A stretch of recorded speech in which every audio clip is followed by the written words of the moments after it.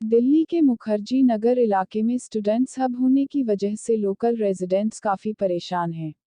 लोगों का कहना है कि इलाके में ज़्यादातर स्टूडेंट्स बिना पुलिस वेरिफिकेशन के ही रहते हैं, जिससे इलाके में बिना पुलिस वेरिफिकेशन के रह रहे किराएदारों की ओर आपराधिक प्रवृत्ति के लोगों की वजह से लड़ाई झगड़े, सरेआम मारपीट व स्नैचिंग व लूट जैसी घटना आम हो गई है।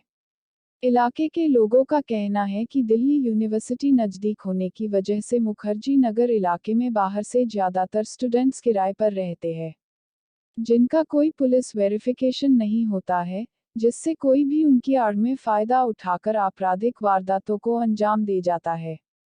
मेरा नाम पूजा चड्ढा है। पूजा चड्ढा जी, जिस तरीके की सदगुरु जिस जगह पर रहते हैं आप, किस तरीके की परेशानियां हैं सिक्योरिटी को लेकर और पुलिस की तरफ से क्या इंतजाम किए जाते हैं? सर देखिए, सिक्योरिटी की तरफ से तो हम जो कर सकते थे हमने बेस्ट पॉसिबल किया है, चाहे सीसीटीवी कैमरा है, चाहे अपनी सिक्योरिटी एजेंसी है, चाहे गेट्स हैं, हमने अपनी तरफ से तो बेस्ट पॉसिबल किया है। लेकिन क्योंकि यहाँ फुटफॉल ही इतना है तो कोई ना कोई इंसिडेंट्स कभी ना कभी होता ही है, तो पुलिस का इन्वॉल्वमेंट तो बहुत ज़रूरी है अभी हमारे जो एरिया में। घटना जो उसमें क्या कार्रवाई रही पुलिस की तरफ से, कितने संतुष्ट हैं आप लोग?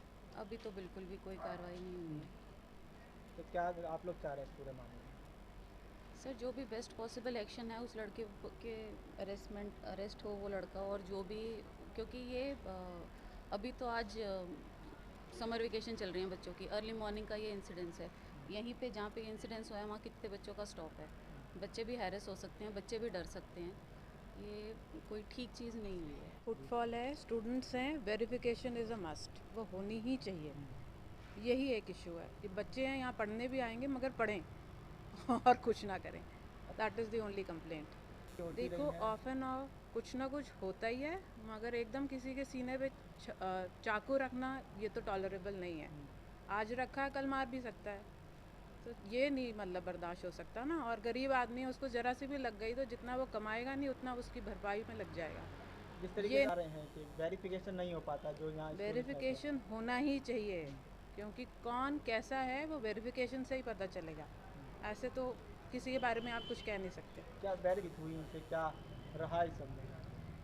देखिए, वेरिफिकेशन के लिए उनको कभी ना कभी ऐसे एकदम से अचानक आना चाहिए, क्योंकि बहुत से लोग ऐसे हैं जिन्होंने सिर्फ पीजीज दे दिए हैं, सबलेट कर दिए हैं, तो उनको तो कोई फ़र्क पड़ता नहीं कौन रह रहा है कौन नहीं रह रहा। तो आई थिंक पुलिस को बीच में कभी ना कभी एकदम से सरप्राइज विजिट करके कहीं ना कहीं चेकिंग कर लेनी चाहिए। That is the only demand, और तो कुछ ऐसा चाहते भी नहीं।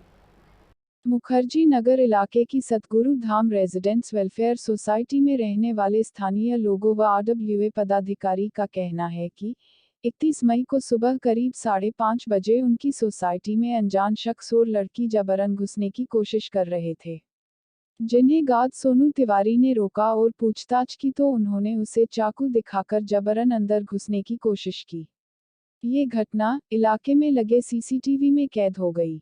पूरी सोसाइटी में सुरक्षा के लिए 45 सीसीटीवी लगे हुए हैं और 3 गार्ड है। जी, क्या नाम है आपका? BN झा नाम है मेरा। मैं सतगुरु धाम रेजिडेंट वेलफेयर एसोसिएशन का प्रेसिडेंट हूँ। ये देखिए, आए दिन सोसाइटी यहाँ की सुरक्षा को लेकर तो हुआ है कुछ? आए दिन यहाँ कोई न कोई प्रॉब्लम होता है, जो आपको भी पता है, बखूबी पता है, मीडिया में है कि पीजी को लेके अनियमितता जो बरती जाती है उसके कारण से कई तरह के वारदात होते हैं। परसों की बात है, परसों सुबह की बात है, 5:25 पे एक लड़की एक लड़का के साथ ड्रंक होके आ रही है। हमारे यहाँ एक रूल है कि हम एंट्री पास के बिना नहीं आने देते हैं। तो हुआ क्या कि जैसे गार्ड ने, हमारे गार्ड सोनू तिवारी और वहाँ एक दो गार्ड थे, उन्होंने चेक किया कि एंट्री पास तो ना लड़का के पास था ना लड़की के पास एंट्री पास था। तो गार्ड ने बोला नहीं, अभी आपको कम से कम हम लोग 5:30-6 बजे तक नहीं आने देते, क्योंकि चोरी, कोई किसी के घर घुस जाए, किसी तरीके का वारदात हो तो हम लोग नहीं आने देता है अमूमन। तो हुआ क्या, गार्ड ने उसको मना किया, तो लड़की और लड़का स्कूटी पे, जो वीडियो में देखा जा रहा है, फुटेज में देखा जा रहा है, चूँकि हम लोगों ने 45 कैमरा लगा रखा है, चप्पे चप्पे पे हमारा कैमरा है, तो कैमरा में फुटेज आया है कि लड़की फिर से लौट के चली गई। लड़का क्या किया, कुछ देर में 6:08 में ड्रेस चेंज करके आया और फिर चाकू, साथ में चाकू लेके आया, और हमारे सुरक्षाकर्मी जो सोनू तिवारी है उन पे चाकू दिखा के, सीने में उनका लगा भी है, चाकू दिखा के उसको डराया कि अगले दिन से अगर हमको नहीं आने दोगे तो जान से मार देंगे तुमको। तो ये वारदात हुई जिसका कि पहल हम लोगों ने किया। हम लोग तुरंत बातचीत रही पुलिस से? देखिए पुलिस में शिकायत दी हमने, क्योंकि वो जो लड़का था अब पता नहीं वही था कि नहीं था, लेकिन वो मुझे फ़ोन दिन भर फ़ोन किया। क्योंकि मेरा बिजनेस व्यापार है तो मैं व्यापार के काम से चला गया था दिन भर कि मैं नहीं हूँ, मेरी ज़िंदगी बर्बाद हो जाएगी, आप कंप्लेन मत करना। मैं बोला जब तुम हो ही नहीं तो तुमको इतना डर क्यों लगता है। कल एसएचओ साहब को लेटर दिया जिसमें लड़की भी लिखी है कि हाँ वो लड़का था और वो लड़का ऐसा किया है। लेकिन एसएचओ साहब ने कहा कि हम करेंगे। अब क्या होगा ये नहीं पता, ये तो मीडिया वाले पूछे पुलिस वाले से कि आखिर इसमें एक्शन क्यों हुआ। क्योंकि आज वो चाकू दिखाया, कल वो जान से किसी को मार सकता है। सीने में तो मारने की कोशिश किया है उसने, कल को जान से भी मार सकता है। आपका राजेंद्र कपूर। राजेंद्र कप्ता को लेकर जो मामला सामने आया है, एक गार्ड पे चाकू लगा है, क्या चीज़ थी पूरी और पुलिस से क्या बातचीत रही आपकी? यहाँ पे मतलब आए ना दिन मैं कहा कोई ना कोई वारदात होती रहती है। ये फर्स्ट टाइम हुआ है कि उसने चाकू लगाया कि अगर खुंदक में वो तो गार्ड पीछे हट गया थोड़ा, नहीं तो चाकू मार भी सकता था, तो उसकी जान भी जा सकती थी। उसकी जान जाती फिर उसका कौन जिम्मेवार था।